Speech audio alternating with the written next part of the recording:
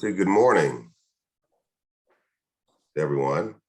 I'm Harry Overstreet. I am the BART Small Business Support Services Post-Award Administrator and part of the hosting of the workshop. We're going to give it just a few more minutes to give those who didn't get up quite as early as us a chance to log in, and then we will start the workshop very shortly. But thank you for getting up this morning with us.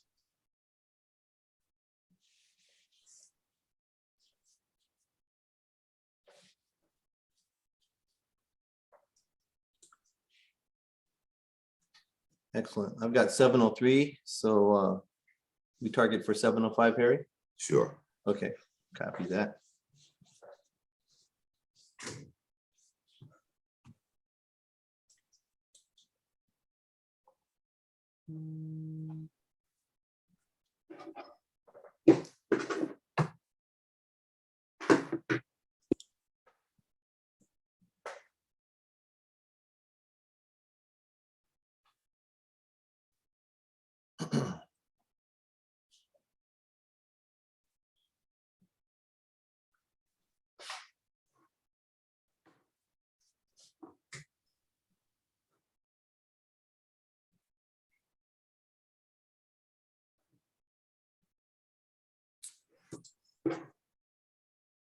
Well, Michael, I would suggest we just go ahead and get started. Excellent. Okay. Well, good morning, everyone. Happy early Thursday morning, March 17th, and welcome to the Closeout and Release, a retention workshop with the SBSS Post-Award Program. My name is Michael Reyes. I will be the Zoom and presentation guy this morning. So I'm a consultant with the SBSS program, pre-award and both post-award as well. And before we begin, I'd like to share some Zoom video housekeeping items with everyone. If you're not speaking, please mute yourself, be mindful of any background noises, and let's get the most out of this morning's workshop by limiting our distractions and avoiding any multitaskings, paying attention to our presenter this morning. And secondly, if you haven't yet, please rename your name on Zoom. You can put your name - company name. That gives us an opportunity to identify who's on the call this morning and also what company you're with. And the simple way to do that is go to the participants button and click your name in there.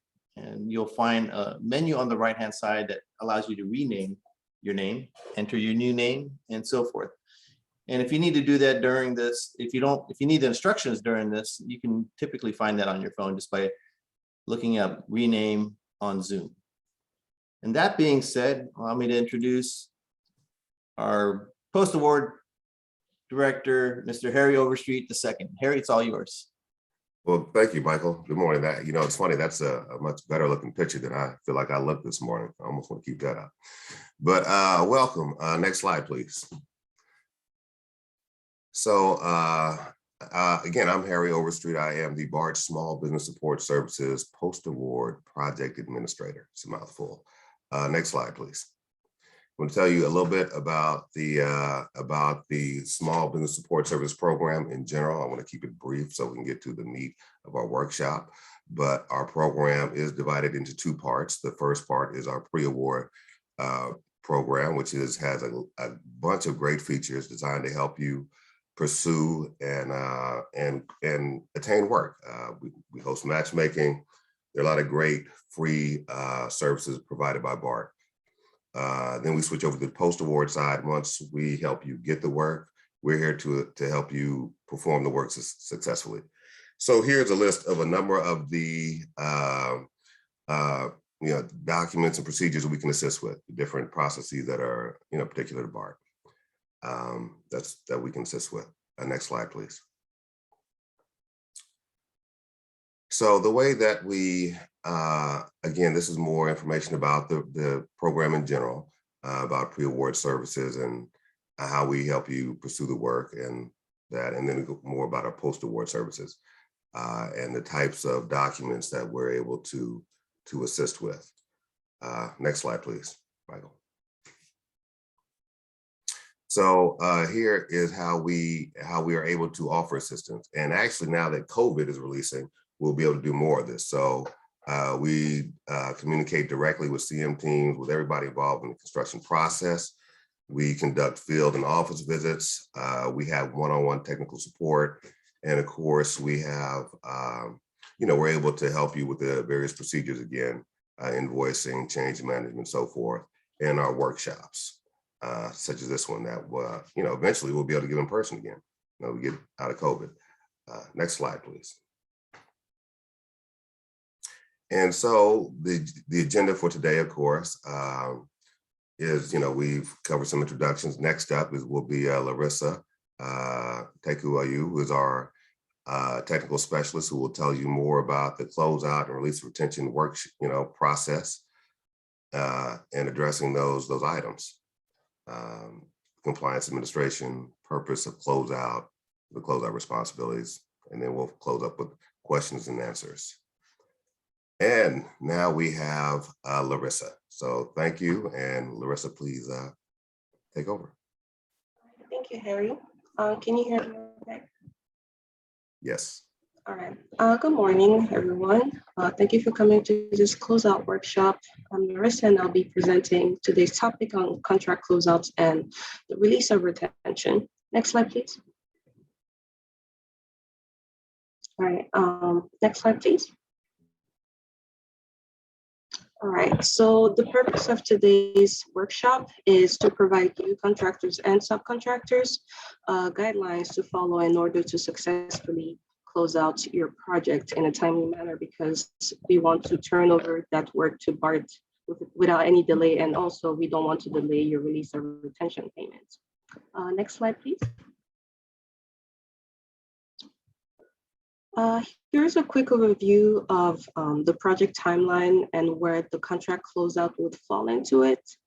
This actually varies quite a lot depending on the scope and scale of your project, but just to give you an idea, about 3 months before your expected contract date, you would want to schedule your preliminary final inspections and try to list as many punch list items as possible and try to have them completed so you can request your final inspection, and also make sure that all the required BART stakeholders are present during that inspection to make sure that you're not missing any items that may come up later. And after that, that's when a lot of the documentation comes into play, like preparing the final change order and also the release of final pay app and release of retention. After your contract end date, that period will vary quite a lot depending on the status of the review for a lot of the submittals that you have to provide to BART before completely closing out the project, and also if you have any pending change orders or unreturned items. Next slide, please.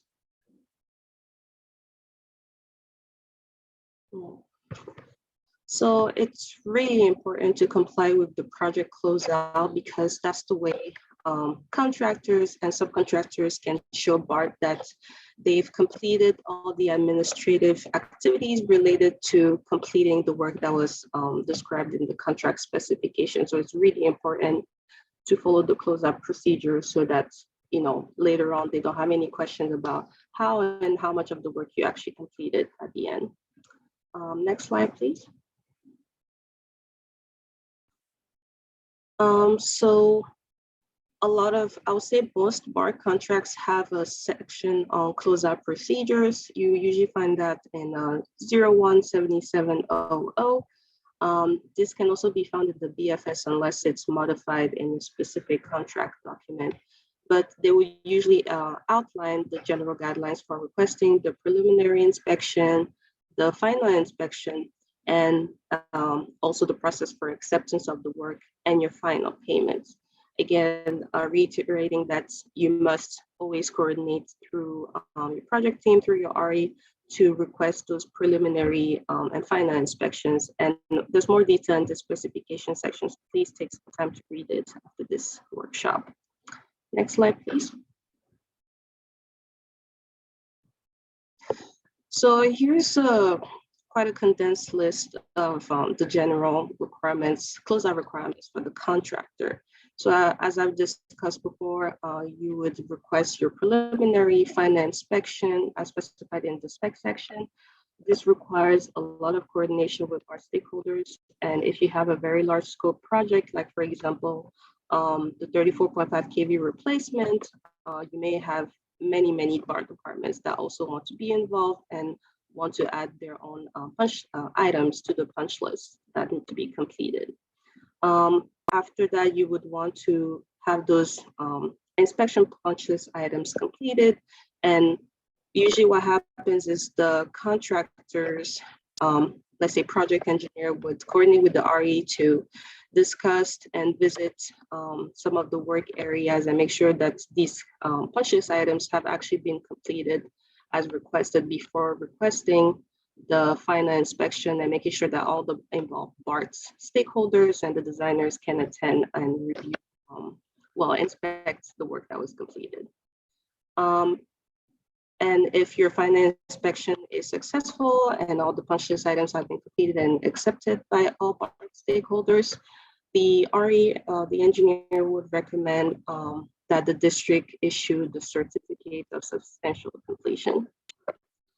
And then simultaneously with that, you would want to then submit your final as-built drawings, any software and other data that was prepared by your contractor or the contractor, also subcontractor, for any performance of any of the work within 30 days of your substantial completion, if you haven't submitted them previously, because as-bills are usually due monthly or every time you submit your progress payment applications.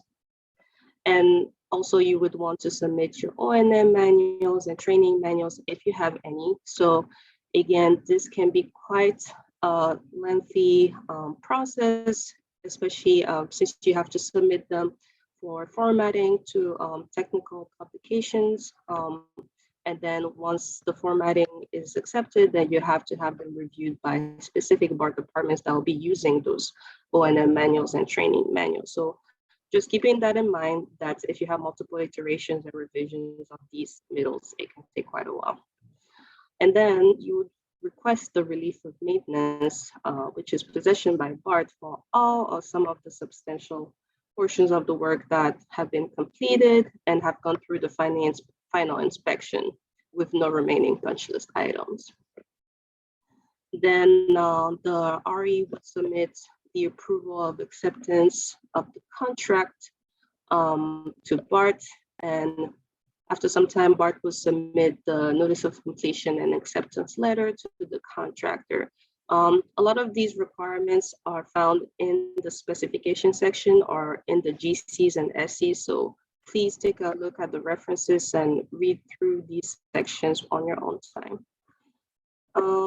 Following up with that, the engineer would then, the contractor will want to submit your final as-bills for review and approval no later than 14 days after acceptance. And again, this can also take quite some time, because this is when you would submit your final hard copy to BART, to the designer, architect, or maybe the specific structural engineer that has to review and approve them. So again, if you have multiple iteration and revisions, that can take quite some time.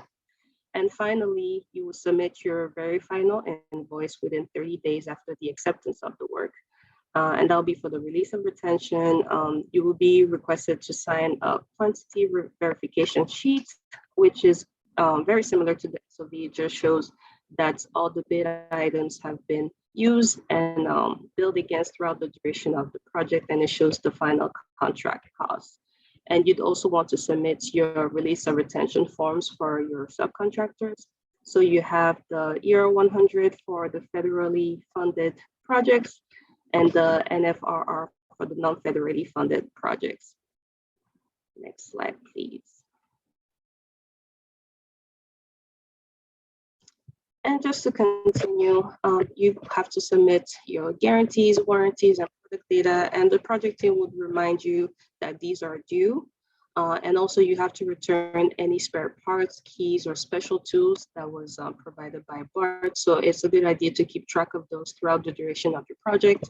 Some examples are, for example, C badges or contractor ID badges, any unreturned badges right now cost $100 if they're not returned by the time the project is closed out.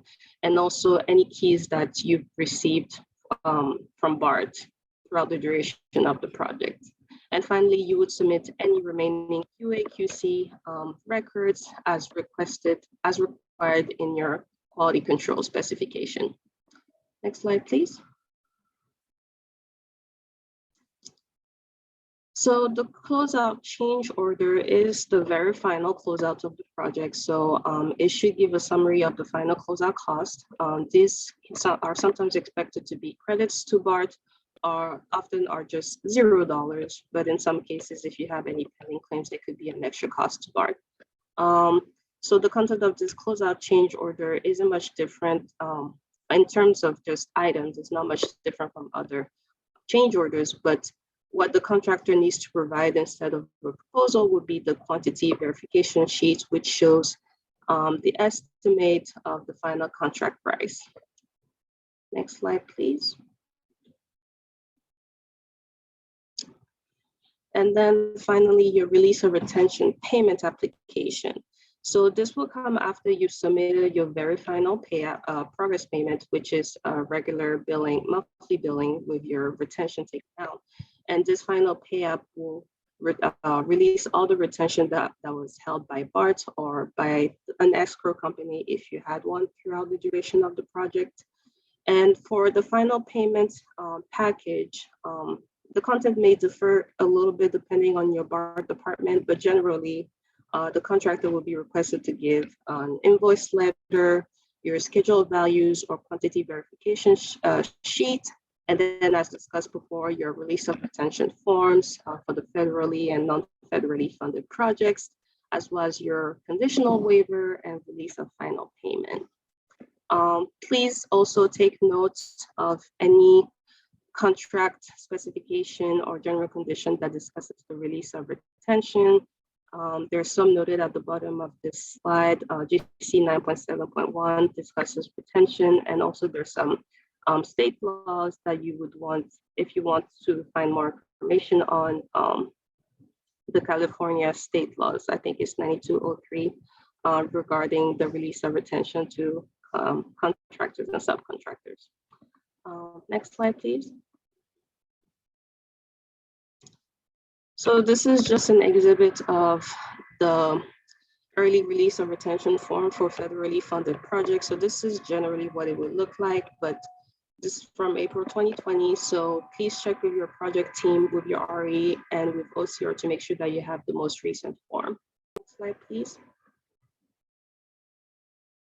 And this final exhibit is for the non-federal release of retention for form for non-federally funded projects.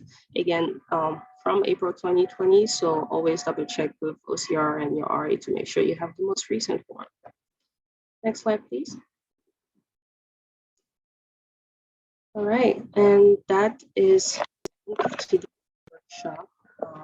If I had any closing arguments, it would be that, again, always make sure to keep a very good relationship with your project team, especially continuously communicating if you're thinking about requesting a preliminary inspection, final inspection. Please discuss with your RA so you can start preparing for that, and also make sure that all your subcontractors are also in the process of preparing all this submittal that they're responsible for. This is all I have. Any questions?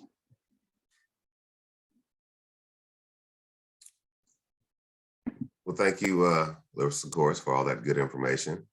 And again, we do want to open the floor up to anybody who has any questions in regard to the process. Hey, Harry, looks like Mr. Brown III has the question. Okay, great. Thank you, Ms. Brown. Yes, Larissa,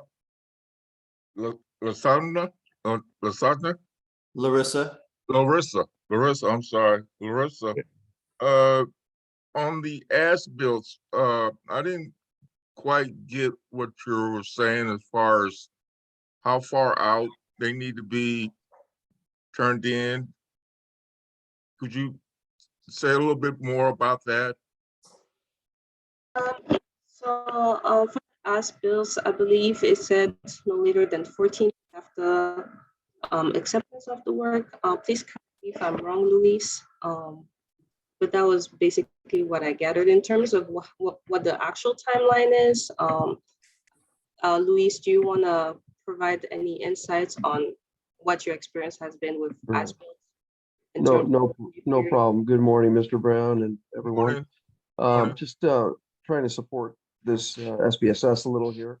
One of the things regarding as-built is, first of all, they have to be checked on a monthly basis, right? It's part of the process for payment applications, review and certification by the RE. So if the contractor, general contractor is getting paid, they have to make sure and be up to date on as-bills. But as far as turnover of as-bills, you know, it's 14 days is what's noted. I suggest having them prepared as early as possible, going over them with the RE and with the architectural team, right, the designer, making sure that, you know, they're as complete as possible. Sometimes there's last minute scope changes that occur and that need to be captured in the as-bills.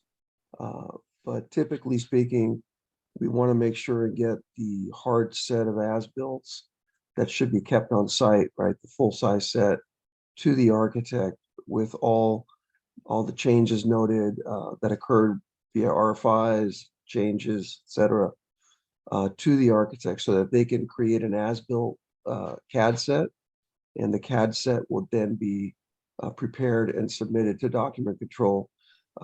So, you know, I think the specifications give a good guideline on this, you know, as Larissa mentioned, 14 days, it's 14-day period, but it's something to be coordinated with the RE and make sure that it's complied with. And if you're a subcontractor, of course, with your prime contractor. Luis, on the CAD set, is that something that BART's supposed to do, or is the subcontractor as for myself being the plumber? Am I supposed No, that's not your responsibility, Mr. Brown, a subcontractor, or even the general contractor final. It's basically a requirement that's fulfilled by the designer of record, right? So whoever the architect would be for your project would be the one to receive all the as-built documentation, the hard copies, information, or PDFs from the prime contractor that he would have assessed and accumulated from his subs and during the course of work.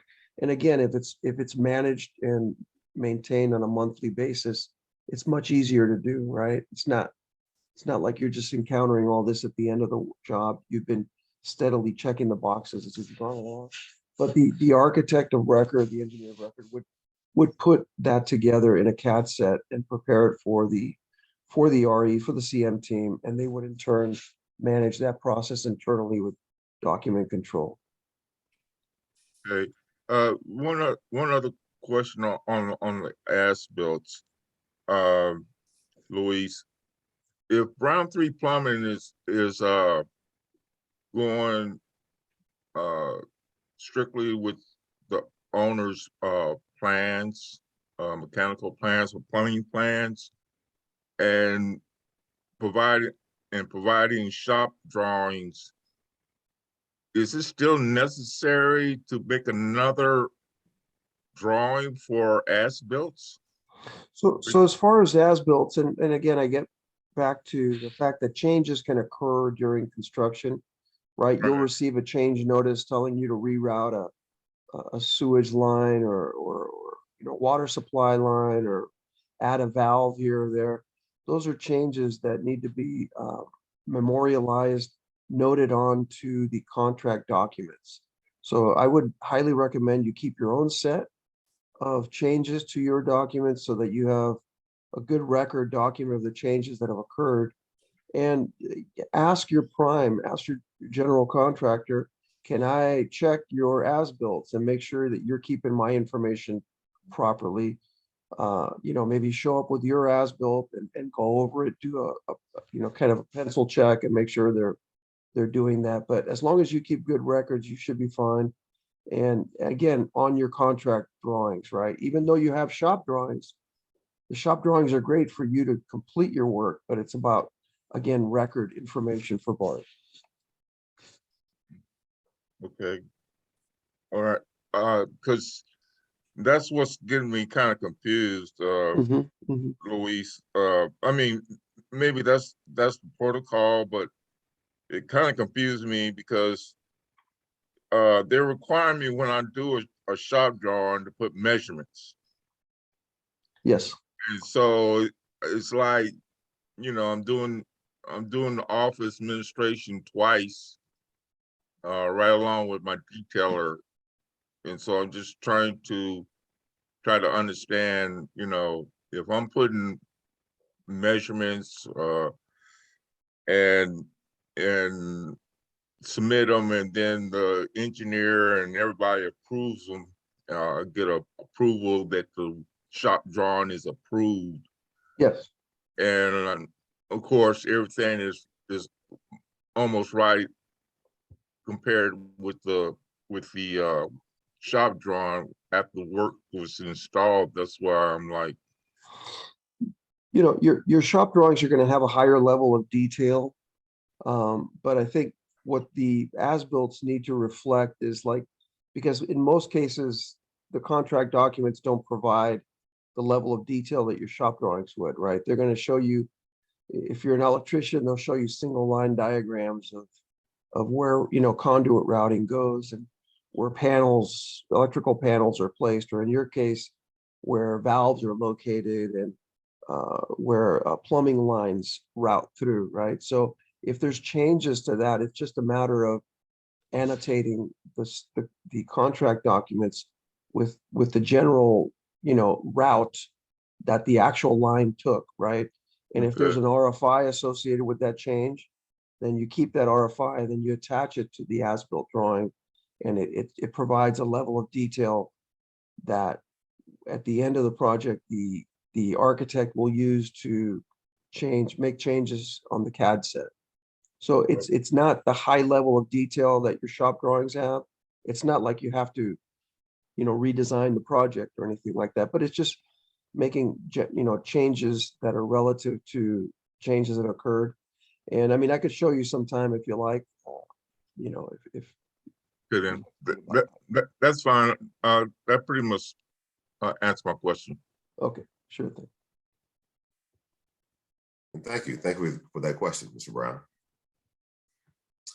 Is there anybody else who has any other questions in regard to the process, or even in regards to our program services and availability or anything?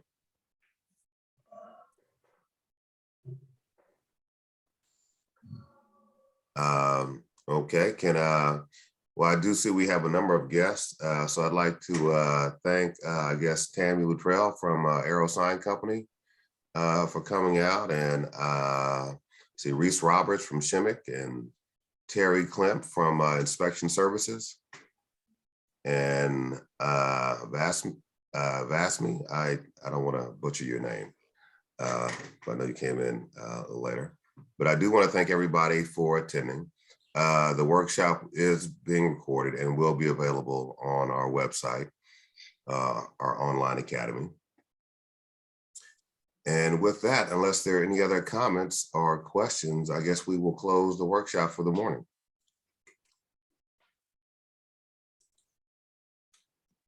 And there's a thank you for attending slide. So once again, thank you, everybody. And if you have any questions, please feel free to reach out to the program for both pre-award and post-award services. Thank you. Thank you. Thanks, everyone. Thank you, Harry. Thank you, Larissa. Harry. Yeah, Thank you. have a great day. Thank you.